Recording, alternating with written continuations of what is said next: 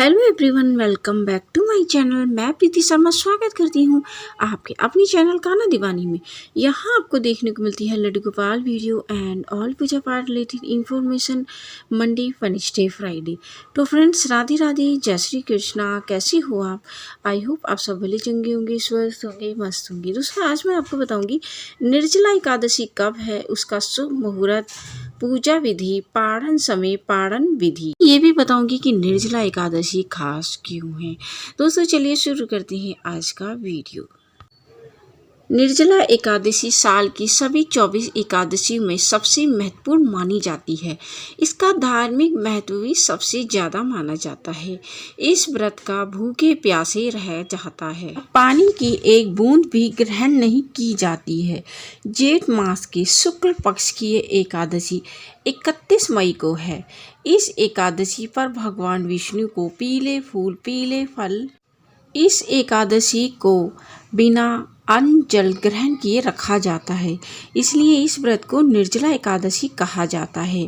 पौराणिक मान्यताओं के अनुसार 5 पांडवों में से एक भीम यानी कि भीमसेन थे, जो जीवन काल में एक निर्जला एकादशी का व्रत रखा था, इसलिए इसे भीमसेनी एकादशी भी कहा जाता है। निर्जला एकादशी के बारे में विष्णु पुराण में बताया गया है कि यदि आप पूरे साल एक भी एकादशी का व्रत ना कर पाए तो निर्जला एकादशी का व्रत कर लेने से आपको सभी एकादशियों का व्रत का फल मिलता है। श्रद्धा पूर्वक इसको पवित्र एकादशी का व्रत करना चाहिए। ये समस्त पापों से मुक्ति दिलाता है। निर्जला एकादशी पर दान करने का विशेष महत्व होता है। इस दिन सुराई, पंखा, फल, सत्तू और वस्त्र दान करने का विशेष महत्व बताया गया है। जाता है कि भीम को भूख बहुत अधिक लगती थी, जिस कारण वह व्रत नहीं रख पाते, लेकिन मोक्ष प्राप्ति चाहते थे।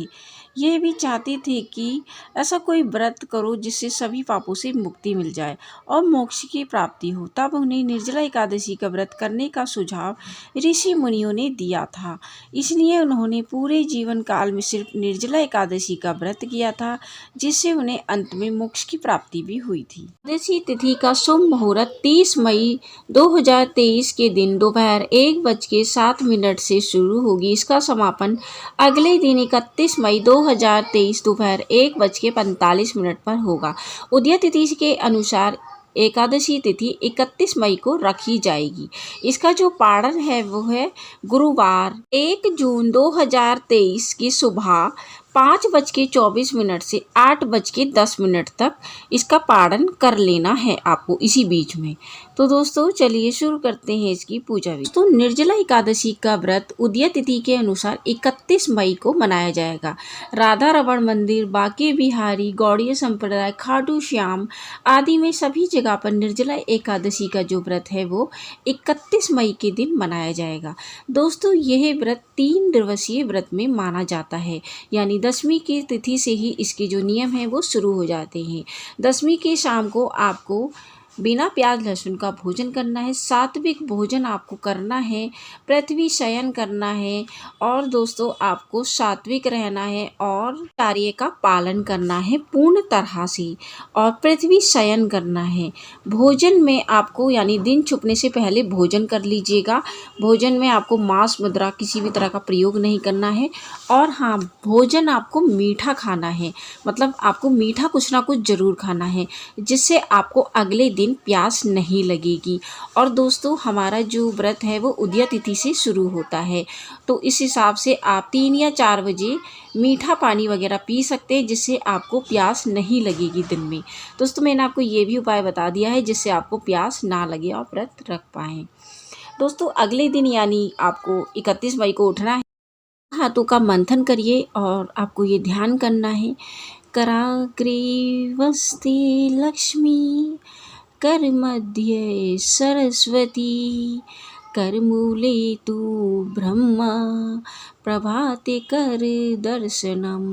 आपको सबसे ऊपर लक्ष्मी माता का ध्यान करना है, थोड़ा नीचे सरस्वती माता का, और पूरे हाथ में अपने इष्ट देव अर्थात लड्डू गोपाल का ध्यान। तो फिर से मंथन करना है और अपनी आँखों पर लगाना है।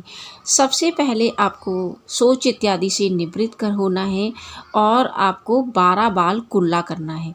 ध्यान रहे निर्जला एकादशी है, लेकिन कुल्ला आचमनी बहुत ज़रूरी है। जल अंदर ना जाए, बस आपको 12 बार कुल्ला करना है। शौच इत्यादि अच्छी तरह से आप ज़रूर कर लीजिएगा, क्योंकि अंदर से शुद्ध होना बहुत ज़रूरी है। उसके बाद आपको जल में गंगा जल या यमुना जल डालकर स्नान करना है। खाली जल से स्नान नहीं करना है, नहीं है तो हल्दी डालकर भी स्नान कर सकते हैं।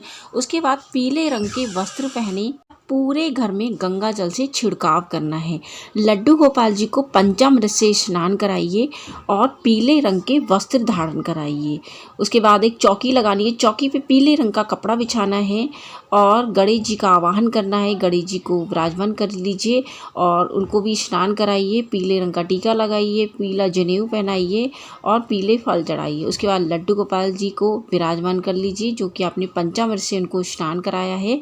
उसके बाद पीले रंग के वस्त्र जरूर पहना दीजिएगा। अखंड ज्योत जलानी है दोस्तों। ये ज्योत आपकी 3 दिन तक चलेगी, यानी कि जब तक आपका पारण नहीं हो जाता है ना, तब तक आपकी ये ज्योत जलेगी। तो दिया थोड़ा बड़ा ले लीजिएगा। कोशिश करिएगा कि देसी घी का दिया जलाएं, नहीं तो आप तिल के तेल का भी जला सकते हैं। पीले रंग की बत्ती जरूर बना दीजिएगा और दिए को जला दीजिएगा दोस्तों। उसके बाद आपको व्रत का संकल्प लेना है। व्रत के संकल्प में आपको सुपारी लेनी है, फूल लेना है, 1 रुपये का सिक्का लेना है और थोड़ा गंगा जल डालना है और 3 बार बोलना है श्री विष्णु श्री विष्णु श्री विष्णु। उसके बाद अपना नाम बोलना है, पति का नाम बोलना है, गोत्र बोलना है, शादीशुदा नहीं है तो पिता का नाम बोलना है और अपने पिता का ही गोत्र बोलना है। उसके बाद ये व्रत किस लिए रख रहे हैं, ये व्रत आप निर्जला रख रहे हैं या सूर्योदय के अस्त के बाद आप जल पी लेंगे, तो जिस तरह से भी आप रखेंगे वो आपको संकल्प में बोलना है। संकल्प को भगवान जी के चरणों में समर्पित कर दीजिए। उसके बाद आपको एकादशी व्रत की कथा पढ़नी है। आरती में एक और दिया जलाना है, एक तो आपका अखंड जल ही रहा है और धूप बत्ती जलानी है और एक आपको कपूर का दिया जलाना है, यानी कपूर जला दीजिए। उससे आपको आरती करनी है। पूरे दिन हरे कृष्णा कृष्ण कृष्ण हरि हरि, हरि राम राम राम हरि हरि का जाप करना है दोस्तों। विष्णु सहस्त्र नाम का पाठ करिएगा, किसी की चुगली मत करिएगा। घर में थोड़ी धूनी दीजिएगा, इससे भी पॉजिटिविटी आएगी आपके यहाँ पे।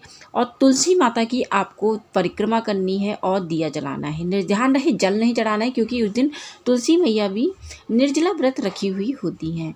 तो परिक्रमा आपको करनी है। 7 कर लीजिए, 11 कर लीजिए, 108 कर लीजिए, जितनी भी आपकी सामर्थ्य है उतनी आप कर लीजिए दोस्तों। उसके बाद आपको शाम को, यानी शाम को अगर आपने निर्जला वाला रखा है तो आप निर्जला रहेंगे पूरा, लेकिन आपने रखा है कि जल आप पी सकते हैं तो आप थोड़ा जल वगैरह पी लीजिए। उसके बाद शाम की दिया बत्ती करिए और एक अखंड दिया जल रहा है, एक और जलाइए आप। पूरी आपको आरती करनी है, संकल्प वगैरह नहीं करना है, कथा आपने पढ़ी ली है तो आपको आरती कर लेनी है। उसके बाद घर के मुख्य द्वार पर 2 दिए जलाइए, एक दिया तुलसी मैया को जलाइए और एक आकाश मंडल के लिए जलाइए दोस्तों। इसमें आपको पूरी रात जागरण करना होता है, नहीं कर सकते तो 2 बजे तक ज़रूर कर लीजिएगा दोस्तों। पारण जो है आपको पारण के समय पर करना है। तो आपको क्या करना है, 11 लोगों को कम से कम दान करना है। नींबू पानी वगैरह, शरबत, जो भी आप है ठंडाई वगैरह इस दिन दान करी जाती है, तो दान जरूर कर लीजिएगा। उसके बाद आपको अगले दिन उठना है, यानी कि 1 तारीख को, 1 जून को आपको उठना है और उठने के बाद वही स्नान करना है आपको।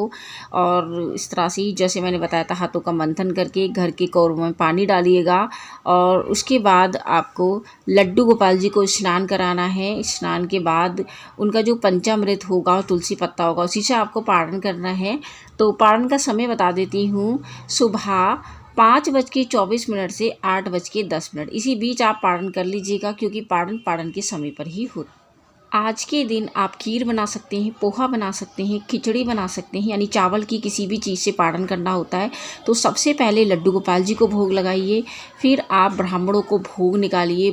ब्राह्मणों को आप 11 भी निकाल सकते हैं, 21 भी निकाल सकते हैं, 1 भी निकाल सकते हैं, जितनी भी सामर्थ्य है। ब्राह्मण नहीं मिल रहा है तो सूखा भोग भी निकाल सकते हैं, पैसे भी निकाल सकते हैं। उसके बाद आपको पारण करना है। जिस लड्डू गोपाल से आपने नहलाया है पंचामृत से और तुलसी पत्ता से वो खाना है। उसके बाद आपको नींबू पानी वगैरह ले लीजिएगा क्योंकि गर्मी बहुत है। उसके बाद जो आपने पोहा, खिचड़ी या खीर जो भी बनाया है उसी को खाकर अपना पारण करना है।